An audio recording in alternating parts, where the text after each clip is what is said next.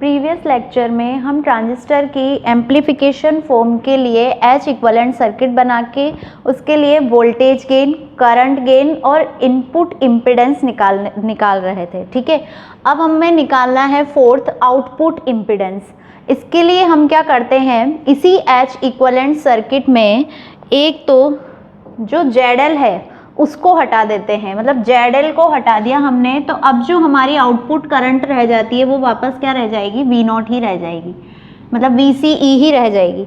और second change हमें क्या करना होता है कि इनपुट पे जो वोल्टेज सोर्स है VS, उसको एक इंटरनल इम्पीडेंस से हम रिप्लेस कर देते हैं।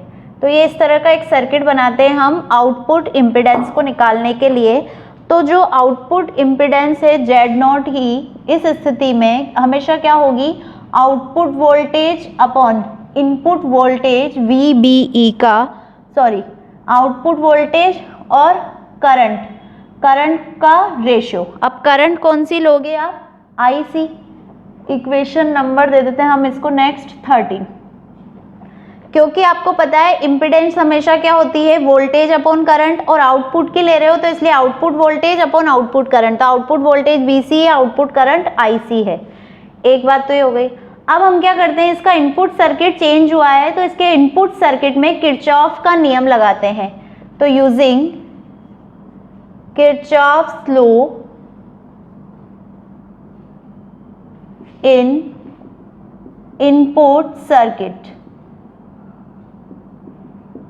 तो किरचॉफ लॉ क्या कहता है, टोटल जो आपका करंट इनटू वोल्टेज है, मतलब रेजिस्टेंस है, वो देखना है हमें। V is equal to IR होता है, तो टोटल वोल्टेज देखना है। तो टोटल वोल्टेज कितना होगा, RS में करंट कितनी है, IB, तो RS into IB plus next impedance क्या है, HIE into IB plus next क्या है आपके पास, जो ये आपका ये भी वोल्टेज ही है क्या, HR क्या होता था हमारे पास, V1 अपॉन V2, V2 से V2 कैंसिल आउट तो V1, तो ये भी हमारा वोल्टेज ही बनता है, इसलिए इसको भी क्या लिखेंगे, HRE VC। इस सर्किट का टोटल वोल्टेज 0 हो गया क्योंकि इसमें कोई सोर्स ऑफ EMF नहीं है।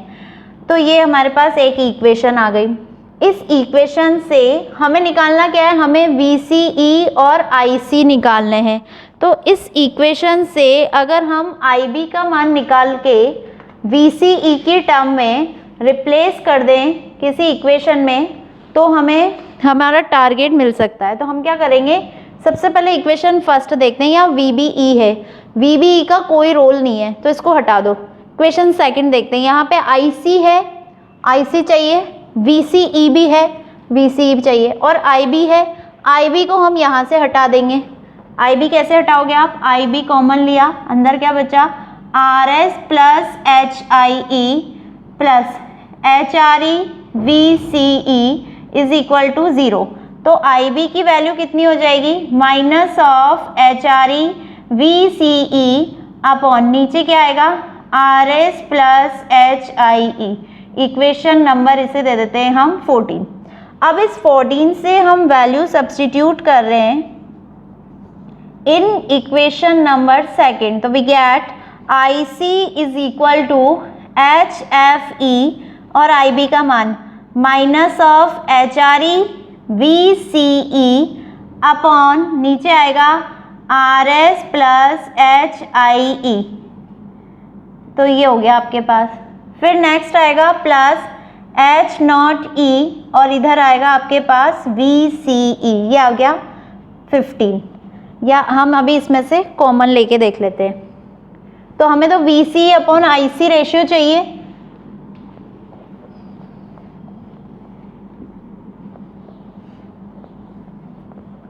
यहाँ से VCE को कॉमन लेंगे, IC is equal to VCE common लिया आपने, अंदर बचेगा आपके पास माइनस ऑफ HFE HRE, फिर यहाँ से प्लस ऑफ H0E, एलसीएम लोगे नीचे मल्टीप्लाई होगा RS प्लस HIE और डिवाइड बाय नीचे RS प्लस HIE। फिर आप VCE को एज इट इज रखिए और इधर माइनस HFE HRE प्लस इसको मल्टीप्लाई करेंगे H0E RS प्लस इसको H0E इंटू HIE, इसको आगे लिख लेते हैं HIE H0E plus H0E RS upon में आएगा आपके पास RS प्लस HIE। फिर आप जो जानते हैं ये डेल्टा H होता है, HIE H0E minus HFE HRE, ये डेल्टा H की वैल्यू रख देंगे। IC is equal to VCE delta H plus H0E RS upon नीचे आएगा आपके पास RS प्लस HIE। फिर यहाँ से हमें तो VCE अपॉन IC चाहिए, तो VCE upon IC is equal to होगा RS plus HIE upon delta H plus H0E into RS। फिर ये तो आपके पास किसके बराबर है, पुट इक्वेशन 13 वी गेट क्या है ये आपके पास Z0E, तो आपको फाइनली मिलेगा 14 यहाँ लिख देते हैं Z0E इज इक्वल टू ये होगा RS प्लस HIE अपॉन नीचे आएगा डेल्टा H प्लस H0E और यहाँ पर RS। ये आपके पास finally equation number next 14।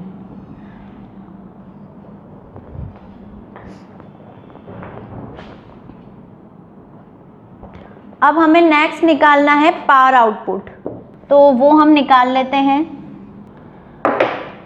Fifth है हमारा शक्ति लाभ पावर आउटपुट।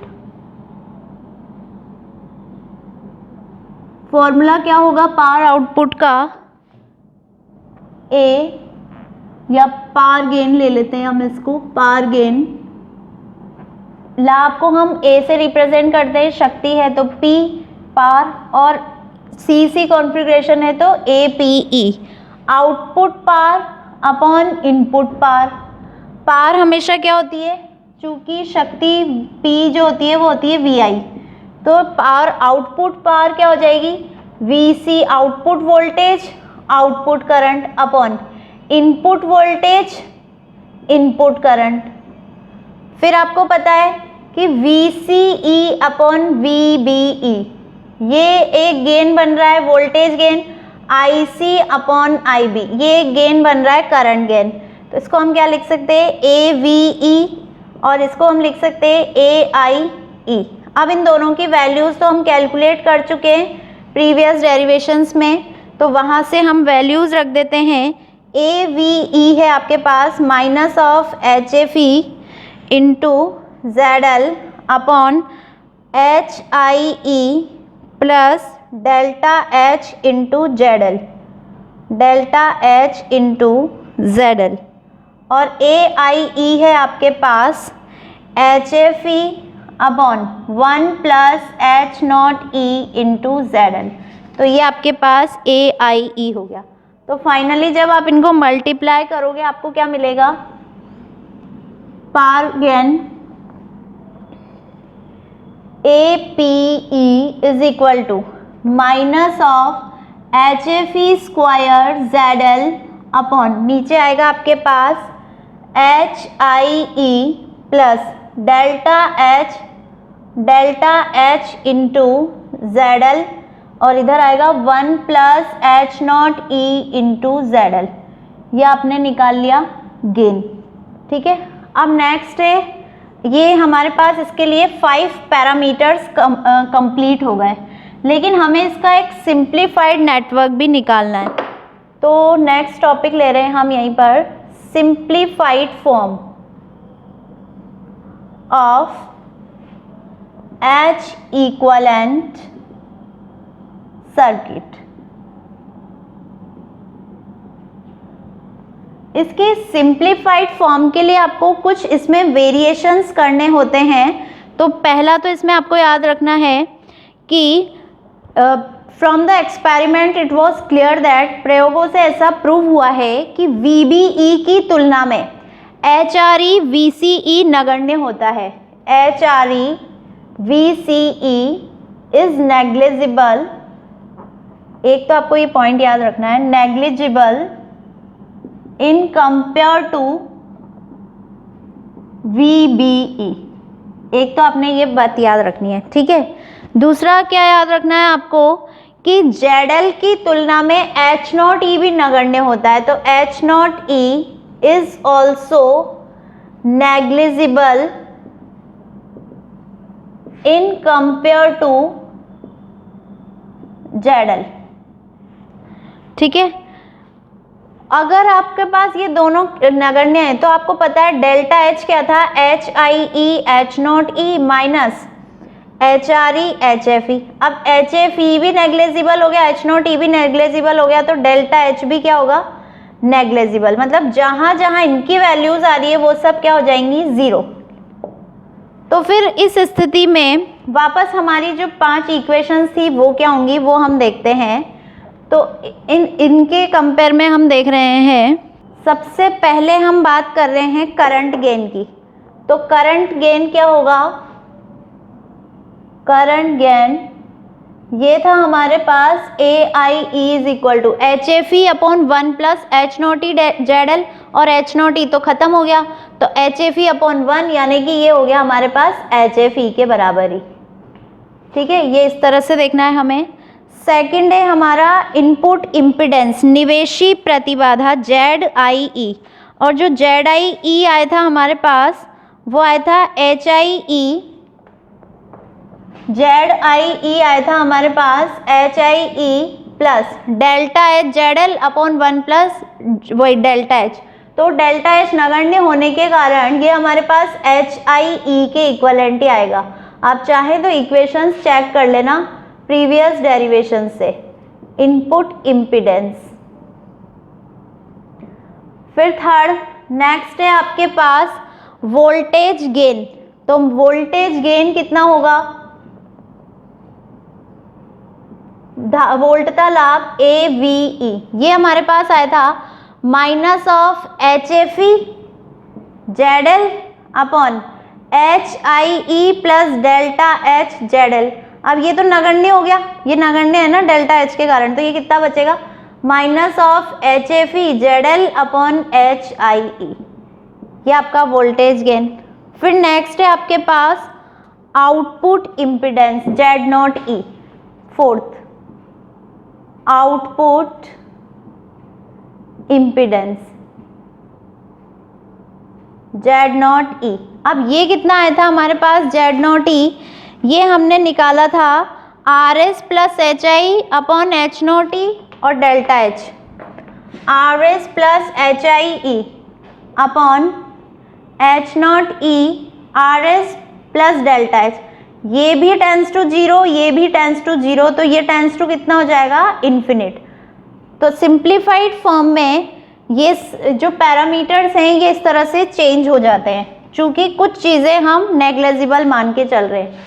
और फिफ्थ पावर गेन, शक्ति लाभ, ये कितना होगा आपके पास APE, इसका फॉर्मूला ये लिखा हुआ है, यहाँ से देख लो। H0E आपका टेंस टू 0 हो जाएगा, डेल्टा S टेंस टू 0 है, तो ये कितना बचेगा, minus of HFE square ZL upon HIE। ये इसकी सिंप्लीफाइड फॉर्म में हो गया। तो अब इस सिंप्लीफाइड फॉर्म का भी क्या बनाएंगे हम, H इक्विवेलेंट सर्किट। वापस आपको एक इनपुट पैरामीटर लगाना है। इनपुट में आप वोल्टेज जो लेते हो वो क्या होगी आपके पास, VBE। यहाँ पर आप एक इनपुट रेजिस्टेंस लगा रहे हो, इनपुट रेजिस्टेंस क्या होगा, HIE। ये आपका वोल्टेज सोर्स, यहाँ पर आपने कॉमन किया हुआ है इमीटर को, ये कॉमन रहेगा आपका, और ये यहाँ से करंट सोर्स के रूप में हम लेते हैं HFE, और I1 के रूप में हमारे पास इनपुट करंट है IB। ये कलेक्टर करंट हमारी IC, और यहाँ पर रेजिस्टेंस लगाते हैं हम H0E। फिर यहाँ पर हम नोट कर रहे हैं आउटपुट वोल्टेज VCE। अब सिंप्लीफाइड फॉर्म में हमने क्या क्या चीज़ें नगण्य मानी है, एक तो हमने HRE को हटा दिया था, तो HRE हट गया यहाँ से, ये HRE हट जाएगा इसका, ठीक है। रेजिस्टेंस एक हमारा RS था, तो वो RS भी रहेगा आपके पास। वोल्टेज सोर्स VBE के साथ हम सीरीज में VS को लगा रहे हैं, तो वो VS भी रहेगा हमारे पास, ये VS हो गया, ये RS हो गया, ठीक है। यहाँ हम इनपुट पे जो वोल्टेज लगाएंगे वो होगी VBE, ये आपका HIE, इसके करस्पॉन्डिंग करंट है IB, HRE नेग्लेजिबल हो गया, ये HF इंटू IB हो गया। और आपने क्या बोला, H0E भी हम नगण्य मान रहे हैं, तो H0E को भी हम नगण्य मान लेंगे, तो वो भी हटा दिया। आउटपुट वोल्टेज है हमारी यहाँ पे VCE डायरेक्ट, और जो रेजिस्टेंस है ZL हो गया, क्योंकि हमने ZL की तुलना में VCE को नगण्य माना है, तो जिस जिसको नगण्य माना है वो हटा दिए, बाकी सब एज इट इज है। ये इसका सिंप्लीफाइड फॉर्म। एक और इसमें पैरामीटर आता है ट्रांस कंडक्टेंस, अंतर चालकता, तो वो कितनी होगी, GM is equal to, conductivity क्या होती है, रेजिस्टेंस का अपोजिट, रेजिस्टेंस का अपोजिट मतलब करंट अपॉन वोल्टेज, तो ये आपकी हो जाएगी IC अपॉन VBE। तो यहाँ से IC क्या हो जाएगा, GM इंटू VBE। इसलिए अगर इसका H इक्वलेंट सर्किट बनाना है तो बाकी सब तो एज इट इज रहेगा। यहाँ पर इसके लिए नेक्स्ट सर्किट बनाना अलग से, HF इंटू IB क्या बन जाएगा अब यहाँ पे, GM इंटू VB, क्योंकि दोनों की ही वैल्यू किसके बराबर है, IC के। तो ये आपका ट्रांजिस्टर का H इक्वलेंट सर्किट वाला टॉपिक फिनिश हुआ। Thank you.